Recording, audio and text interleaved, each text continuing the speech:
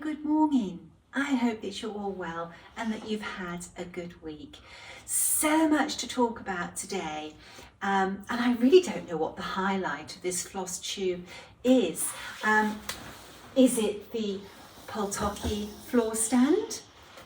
Is it the new Winterbury boxes? So much excitement this week. I could not believe how quick these boxes came. It must have taken about 3 days from the States. Now I know that I can ship to the States within 3 days, sometimes within 24 hours, especially when I send things to Lisa in New Jersey, but I've never had anything come so quickly from the US to the UK. Maybe the most exciting news of this video is this beautiful Scottish sampler, Margaret Hutton. Just have a look at this. Isn't that beautiful? The colours on this sampler are scrumptious. They're mouth-watering. Beautiful, beautiful colours. Now this sampler was stitched by Margaret Hutton, and Marcia stitched this quite some time ago for us. It was one of those samplers that got caught up in COVID and how, COVID just sort of changed our lives forever. This is a really beautiful sampler, and this sampler is going to be the focus of a workshop that I'm giving for the Queen City Sampler Guild. And that's taking place the first weekend of May in 2023. Now, when I give a workshop, I want to have substance to the workshop, so it's important that the sampler has specialty stitches that we can look at, examine, practice and master. And the way that I teach is through videos. I always like to do instruction videos for each and every stitch that the sampler has. We play those in the workshop, and then you have those videos to go home with. I go home with you with those videos. Now, this particular sampler, why do phones go to sleep so quickly? I opened this specifically before I started, hoping the screen would stay live. Okay, so in this sampler, we will be looking at cross stitch over 2 and over 1. I will share with you all my tips and tricks for over 1 stitching, and we'll also look at the pin stitch start as well.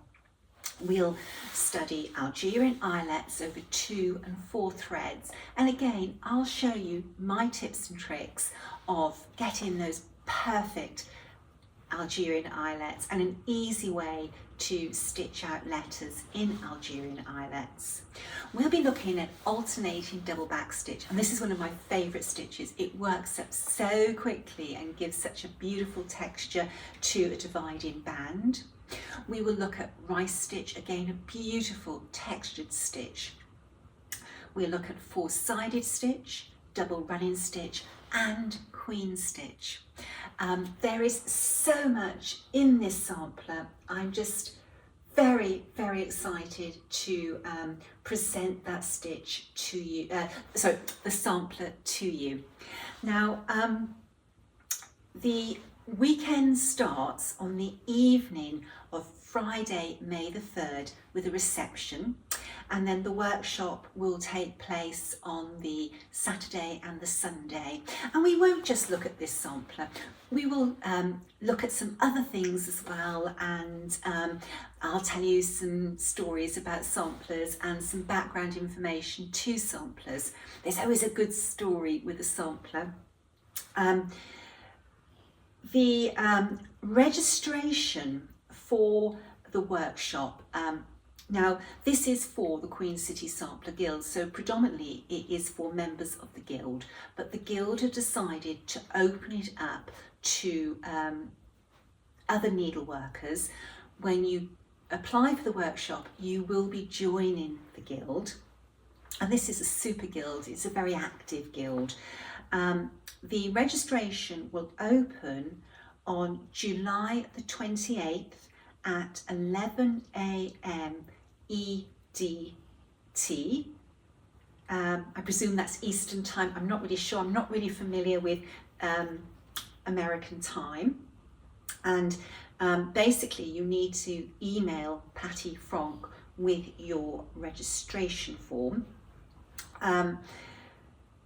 The Queen City Sampler Guild is in Cincinnati. I'm flying into, I think it's Jackson, Kentucky International Airport for the workshop, and the event is being held at the Hilton Cincinnati Airport Hotel. I'm going to put in the description of this video Patty's email address and all that information again for you. I do hope that you'll be able to come. I always try to make workshops really packed with lots of interesting information, and you know, it's always nice to meet new needleworkers. I can't wait. I'm very, very excited. Okay, so something really, really spooky happened yesterday morning. In fact, the hairs on my arms and the back of my neck is standing up just thinking about it. It involves this sampler. Now, I've had this sampler, oh my gosh, for so long. It was probably one of the first samplers that I bought, and I adore it. I love a red house sampler. This sampler has 1, 2, 3 red buildings. Got some very, very beautiful motifs, and it is very, very old. It was stitched by Eliza House in her 10th year in 1825.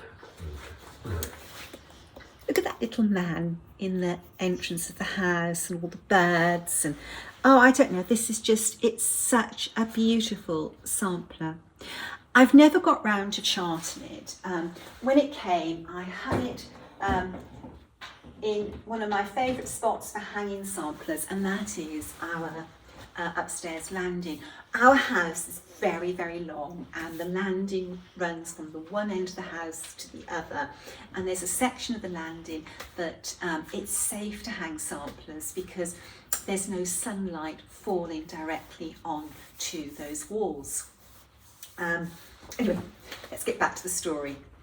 Yesterday morning I was drying my hair and I heard this dreadful noise.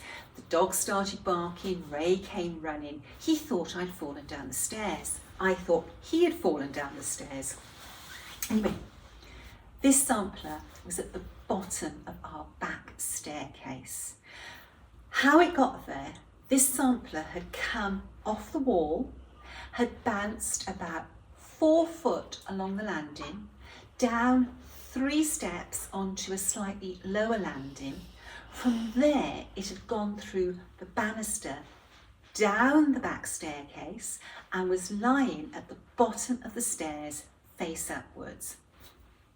It is impossible for that sampler to have travelled in that way, especially the first part of travelling along the landing. Really, really weird. I think Eliza sent me a message, Nicola, hurry up and reproduce me. Oh my God, honestly, so weird. Anyway, let's talk needlework. This week I had a finish, a start, and another finish. So let's start with Marta, which was the little sampler that I showed you last week and the week before. Look, she's finished. Isn't she a pretty sampler? Adorable. I've basted out my guidelines for my backing board. I know exactly what frame I'm going to put this in, so I know the gap I have to allow. So towards the end of next week, I'm going to go to my framers and get the backing board and get this stretched and laced. I'm so pleased how this little Hungarian sampler has turned out. So I finished Marta, so I started Maggie Burridge, and this is just such a teeny weeny little sampler. Here she is. And Maggie stitched her sampler in Pretoria, South Africa. I'm so thrilled that I've got 2 new countries to add to the sampler walls in my red room. So there's quite a few different countries in there now. I'd love to add some more red samplers from countries I haven't stitched samplers from before. See, it doesn't matter where you live in the world, you stitch little samplers, and red always seems to be one of the most popular colours. I don't know what frame I'm going to put this in. I think that this little sampler would make a fabulous pin cushion, but I want to hang it on the wall to go with my red samplers, so it is going to be framed. I'm going to have to pick this frame very carefully, so I haven't basted out guidelines because I don't know what frame and therefore I don't know what width margin to leave. A start, I started this sampler last night. I got quite a bit done last night. Very pleased with that. That promises to be an exciting sampler. I'm going to talk about the boxes first, because I think what I would like to do when I talk about the stand, I'd like to show you the stand in use. So I'm going to clear this away. So let's have a look at these boxes. When I looked at Hobby House Needlework's site and saw they had a new range of needlework cases, oh, my heart just went boom, boom, boom. And I just couldn't believe what I was seeing. We've got finally a leather case that is designed specifically for needleworkers. It's not like we're buying a jewellery case and modifying it. These are cases that Winterbury, the company who produces them, has designed specifically with us in mind. There were 10 products. I couldn't decide what I wanted, so I did my Christmas shopping. So some of my friends will be receiving some of these as gifts for Christmas. I just thought it was the easiest way, just do my Christmas shopping. I can't keep them all because I wouldn't use them all, but I wanted to see them all. And they do make beautiful gifts. Let's start with these little bags. Now this is so cute, and it really is almost a fashion statement. These shape bags are very popular in London at the moment. When you look at street fashion, you see a lot of girls and ladies using this type of shape bag. But anyway, this isn't a bag. We're going to use this for needlework. Beautiful leather and a beautiful shade of green. I love with the clasp how it has this little shaped head on it. I thought that was a nice little touch. I also like the fact that it had the little feet on there. That does protect the bottom of your bag getting scratched. I thought that was a great idea. You've got the little handle, and when you open it up, you have these little flaps which sort of holds things in if you tip it up in your handbag, and you have this supersized area for keeping scissors, awls, seam rippers, tape measures, needle packs, spools of silk, skeins of silk. It's a little sort of tool case for needleworkers. This is beautiful leather. I was so impressed by it, and I was also really impressed with the construction and the stitching on this little bag. Very nicely done. I love the green. It's a beautiful shade of green, really lovely. And then they do a tan. Oops. The tan. Again, you know, the construction is entirely the same. Let me just show you the interior. These clasps, they're so nice, such beautiful quality, and the design of the clasps, very eye-catching. And then you have the red and the blue. Gorgeous, really, really gorgeous. The red and the blue match the cases. And wouldn't it, I just suddenly thought, wouldn't it be lovely if Winterbury brought out a case of this size in these colours? It'd be fabulous having a tan case, and when you open it up, you've got this beautiful green inside. Maybe it's something they might do in the future, you never know. Okay, so let's have a look at the cases. Normally, red would be a no-brainer for me, but there was just something about this shade of blue. It's really a French navy. Let's start with the largest one. I hope this blue shows well in the light in this room. It comes with the Winterbury crest, and this leather, it is just so tactile. You just want to stroke it. It's beautiful, soft, genuine leather. It's not like a sort of UPVC or something like that. This is proper, genuine leather. The stitching and the construction is beautiful. The zip is sturdy, and also with the zip, because it is double-ended, that really should sit there. Okay, so you have this handle for carrying it, but the handle also drops flat as well for stacking. It's very reminiscent of a shaker box, the shape of it. Lovely. So when you open it, and this was just what really got me, it was just so, oh, beautiful. Look at that lining. Oops, sorry. Isn't that gorgeous? This actually sits there. What you can do, you can pop this in the lid if you want to stack them for storage, and then that will fit in that way. That's why I had that in the top. So the little lid has two little handles, or not handles, pieces of silk, so that you can pick it up very easily. This suede is just gorgeous, beautiful, beautiful texture to the suede. So this sits just inside, as it does in a shaker box.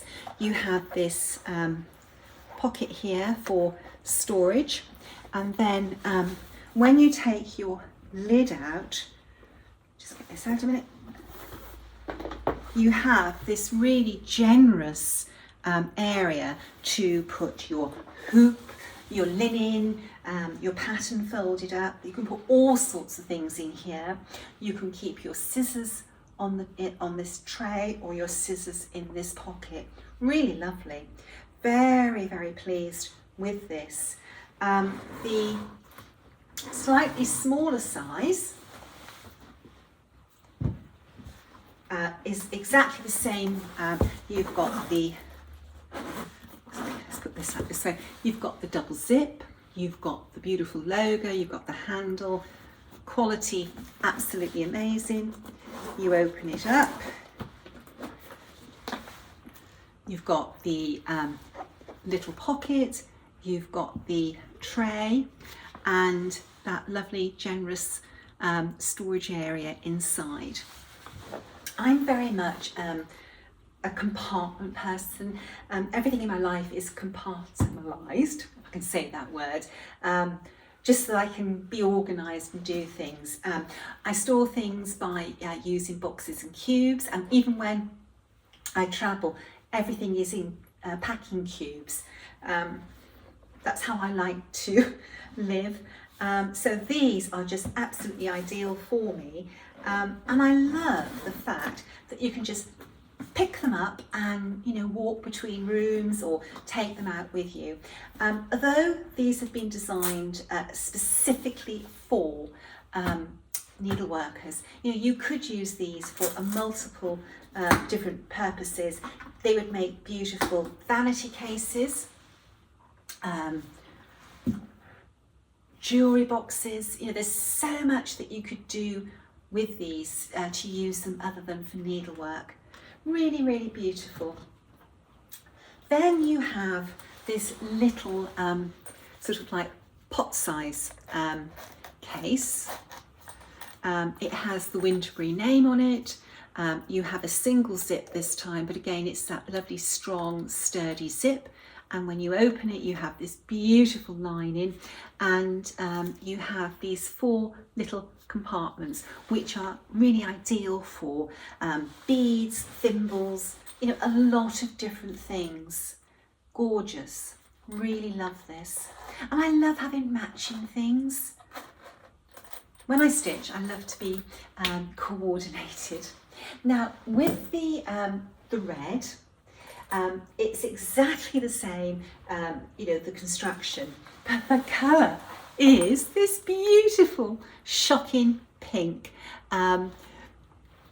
These are colours that I chose for my birthday box. They are so on trend and in fashion this year on the catwalks. Beautiful, beautiful, clashing colour combination. Love that. And then just to show you these smaller ones. There we go. Exactly the same principle as the French Navy. Really lovely. I didn't want to put anything in them. I wanted to show them to you as they arrive, but I'm really looking forward to filling these up and using them now. Beautiful. It's so lovely that a company sees what's going on in the sort of like the world market and sees on social media that needleworkers are buying jewellery boxes and modifying them to use as needlework cases, and you know that companies have this idea, we're going to make something specifically for needleworkers. I think that's absolutely brilliant. These I've only seen them at Hobby House, and they are on their website. If you put Winterbury, and that's WINTERBURY,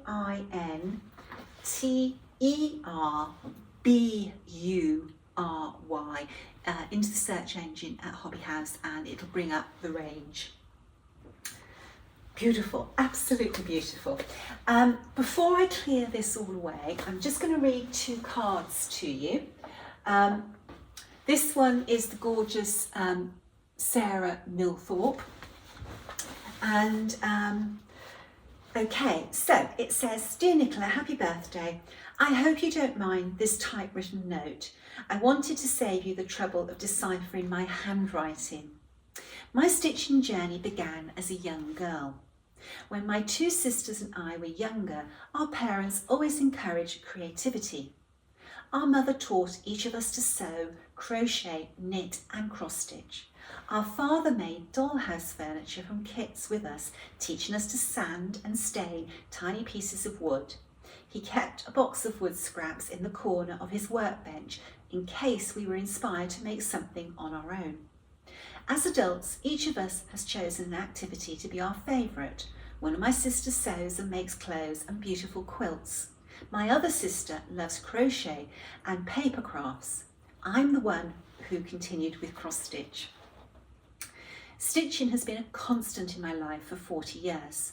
Like many other stitchers, I find so much enjoyment and peace from it. It was during the scary early days of the pandemic that I discovered Flosstube and first met you. I watched all your videos from the beginning and listened to your soothing voice and interesting stories about the young girls and their samplers that I stitched away. I love making a connection to history, but when I cross-stitch a reproduction sampler, though I often alter something here and there, and thus the sampler becomes some of my own work. And now, Nicola, your amazing creativity continues to bring joy not only to me, but to my parents as well. When my beautiful red box arrived, I wanted to open it immediately, but instead I made a date with my mother to bring it over to her apartment so we could open it together. She was just as eager as I was to see the contents. When we sat down at the kitchen table to open it, my father called out from his study to wait for him. He came in with his mug of tea and wanted to see what all the anticipation and excitement surrounding this red box was about. The three of us spent nearly 2 hours opening the box together. It was fun to guess at the country for each flag. As we opened each chart, we read the story to each other. I got to explain the delightful needleminder and Minnie McBean's needlework fripperies. Each treasure was so beautifully wrapped, it felt like every holiday rolled into one as we opened one gift after another. It was a delightful day for my 85-year-old parents and me. I am planning to start my travels around Europe just as soon as I finish Florence Mary Dickinson, hopefully by early June. Thank you for sharing your special birthday with all of us in such a unique way. You've created a fabulous and memorable journey for each of us to take, and I can't wait to see everybody's progress as we travel this summer. This card comes with all my best wishes for you for a wonderful special birthday year and many, many happy and healthy years ahead. Oh, thank you so much. Do you know what? It fills my heart to know that people have received pleasure out of something I've done here, and it's just really amazing that from this house, and all the packing was done on Ray's snooker table, that things have gone out around the world and brought pleasure. It's just really, really lovely. And I tell you something that I love about this letter is the connection that this needleworker has with her parents. I think that's so special to be cherished. And what a fabulous father teaching his daughters woodwork. I think that's really nice. Thank you for sending this card. The other card is Anne Johnson. There's a lot of anticipation for Anne Johnson being released. That'll be the end of this year, beginning of next. Dear Nicola, I must have changed my mind a dozen times about which of these cards I would post with. They're all so beautiful. I'm so thrilled that you enjoyed the wrap knit I gifted to you. This lady sent me the most gorgeous knitted wrap, which I got so much wear out of in the cold months. It's too hot at the moment to wear much. We've been having some very hot weather. I got quite the shock to see you show it on your Flosstube. It was not something I ever expected and was quite embarrassed for a while. Shouldn't be embarrassed, you should be proud you made something very beautiful. Right, I'm saying that it is the most beautiful description and showing of my knitting I've ever experienced, and for that I thank you ever so much. For the last 5 years or so, I have been sample knitting for some knitting pattern designers, and I'm not used to being publicly acknowledged for my work. In fact, some claim they knit the samples themselves, quite demoralising for me personally. I don't knit samples anymore for this reason. Yes, I was well paid, but my self-esteem suffered. When I first started watching your Flosstubes just recently, I was and am very taken by your kind acknowledgement of your sample stitches in your team. But it's the team. Hands Across the Sea Samplers isn't me, it's a team, including Bertie Boo. You're part of our team, aren't you? I don't think I've ever charted a sampler without Bertie curled up in the knee well of my desk on my feet.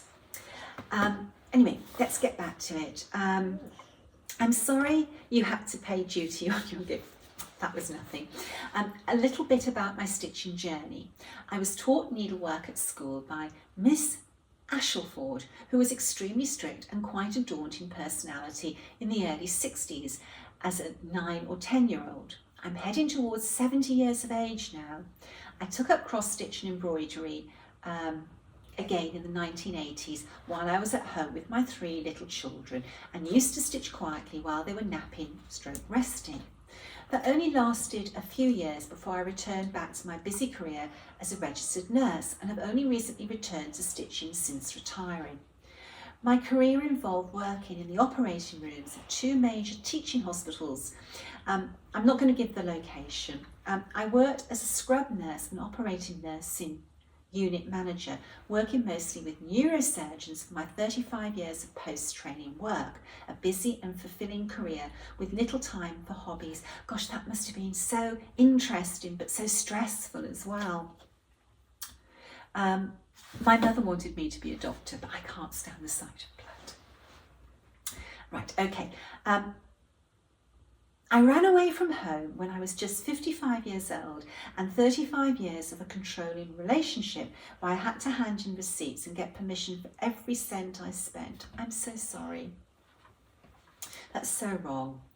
Now I enjoy my peace and quiet, treating myself to beautiful things like your red birthday box. I'm so grateful to this new, caring cross-stitch world I share my life with now. Enjoy your wrap, sent much love. Thank you. I do. That is just beautiful. We all have stories to tell of our lives, and all our lives we have ups and downs, we have crosses to bear, we have moments of pleasure. Life is a funny old thing.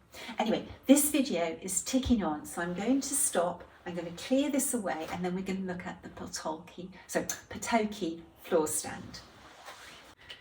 That was a little bit of work. The Potoky floor stand. It comes in a solid box. This is a wooden box. It's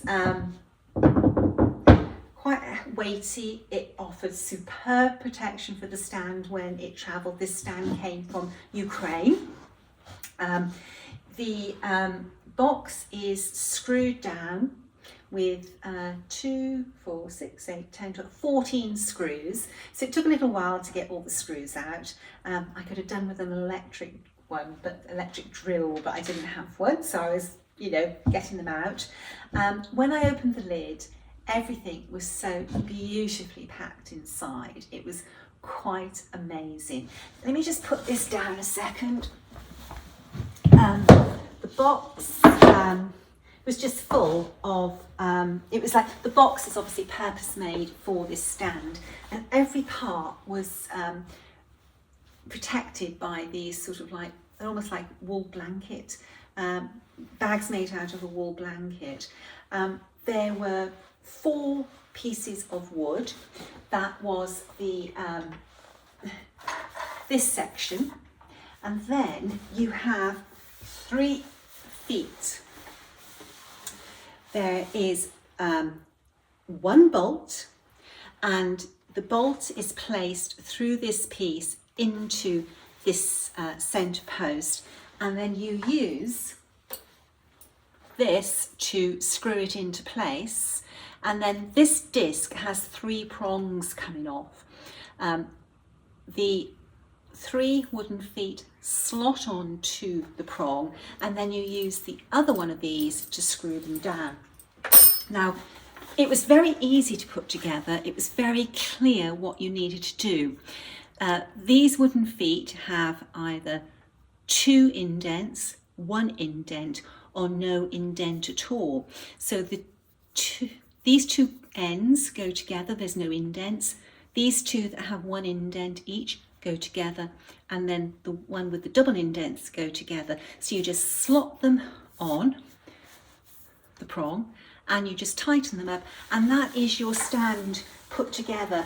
Do you know what? It took me longer to unscrew the screws out of the wooden carry box than to put this together.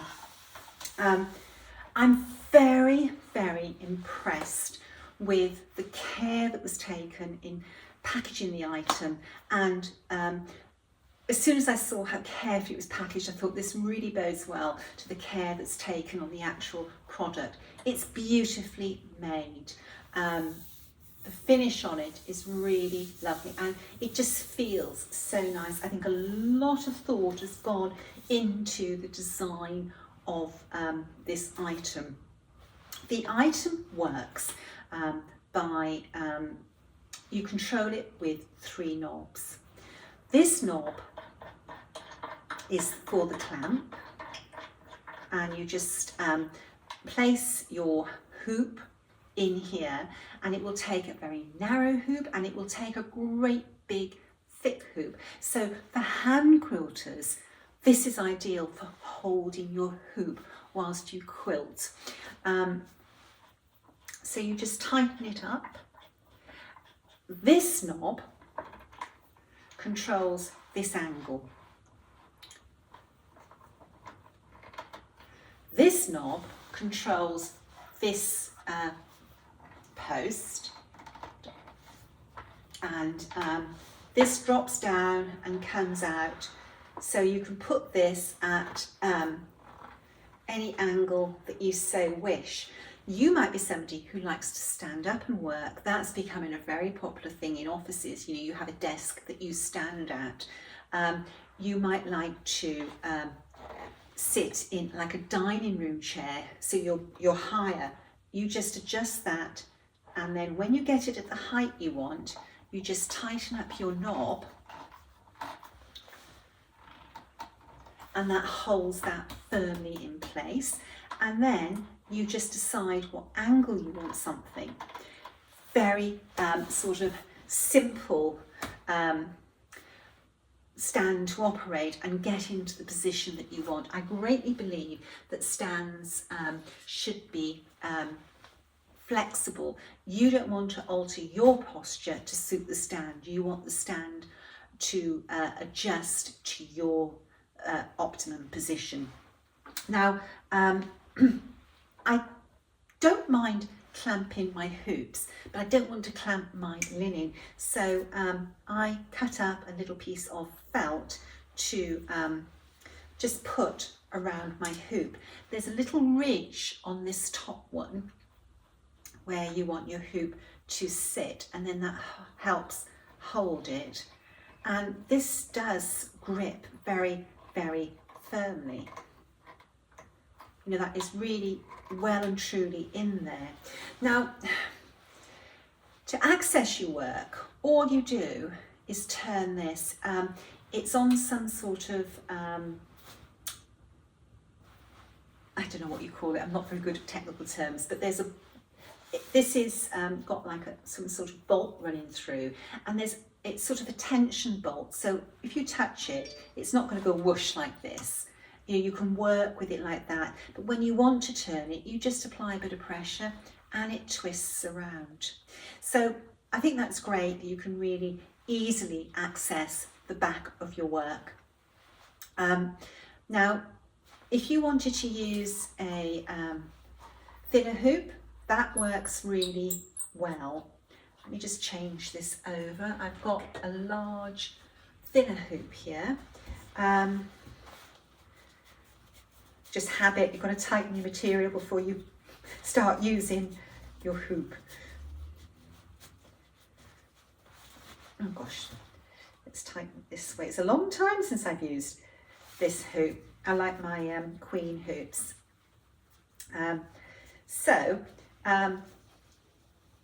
Just to protect my fabric, I'm just using that little bit of felt. This is a very narrow hoop, as you can see, but this has no problem gripping it whatsoever. Just tighten it down. There's a big difference between the depth of those two hoops. It needs quite a bit of tightening. So there we have it. Now, you could work with your hoop in front of you. You just need to adjust your angles. So you can work two-handed. I can make this a little bit higher if I wish, which I think I probably would. There we go. So I'm quite happy to stitch away with this in front of me. But also you can stitch with this stand to the side of you. Now, my little sewing nest, I have my work table on the left because my PowerPoints are all on the left. So I tend to work like with my Millennium frames in front of me, but I would work with something like this to the right of me. So I'm just going to move this around. And the way that the feet are angled, you see, whichever way you want, you've got almost like a straight edge to put in. So this actually will come very neatly into the arm of my chair, or I can have it further away. I can have it forward or back. So let's just have a look. There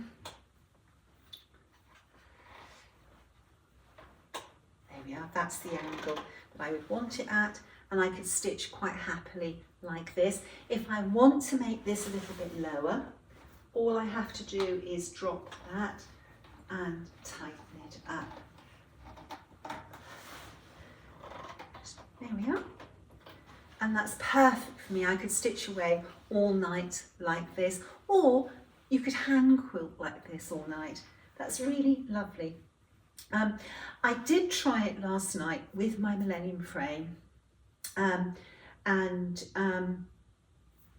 it does hold the Millennium frame, but not in a way that I found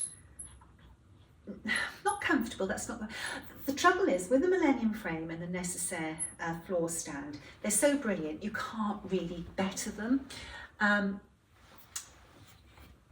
If you haven't got a needleworks, a Millennium frame stand, which is called the needle, what's it called? The Necessaire. God, my brain went really blank there. You could use this, but if you've got one, I would much prefer to use my Necessaire floor stand. Hold on, let's put this in. I have to open it up quite a bit to get this in, but it does open up that far. A bit more.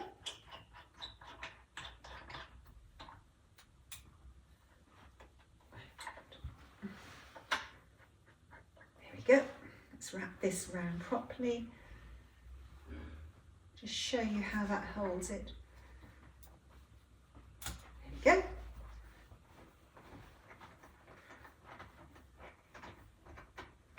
Now, let's tighten that up. It does hold the frame, but second, I haven't got that right. Just a minute. There we are. It does hold your frame, but it is not quite enough to hold your frame, if that makes sense. I think that what you would need to do is use the arm of your chair, and I'm going to just drop this down a bit, and I'm going to pull the frame in a bit. There we are. See, now you could stitch. Let's just make this a little bit more level. So I'm just got to get this right. I got this position last night, and I did work for a while in that position. Okay, so you can use this to stitch with a Millennium frame, but you do need the support of your armchair just to give it that little bit of stability, and then you can easily access the back of your work. You know, that is not an issue. But again, I would use the purpose-made stand for the Millennium frame. It works so much better. However, I have to say that I'm really, really pleased with my floor stand for using with a hoop. It's just amazing, perfect, and it's a beautiful addition to the furniture in my stitching room. This is just, it is a really beautiful piece. They are expensive, but when you get it, you can see why it's expensive. There's a lot of workmanship and a lot of quality has gone into this. Now, this came directly from Potoky in Ukraine. If you live in the US, I have seen them on the Hobby House website. I think they've got one or two or three of them, not many, but they have got some.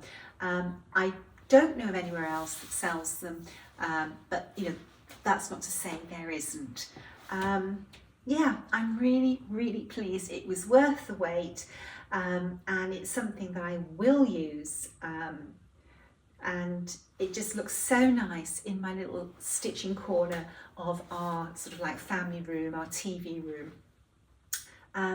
Yeah, I think that I would like to now buy a Potoky easel and wooden box just to sort of add to my collection of their products. Very, very nice. They come in different colours. I think there's a cream and there's a green, like with the chalk paint effect. Anyway, is it something you have to have? No. Is it something that you would like to have, or it's nice to have? A great big resounding yes. This is one of the longest videos I've done for absolutely ages. So I'm going to say, stay well, stay safe, bye-bye.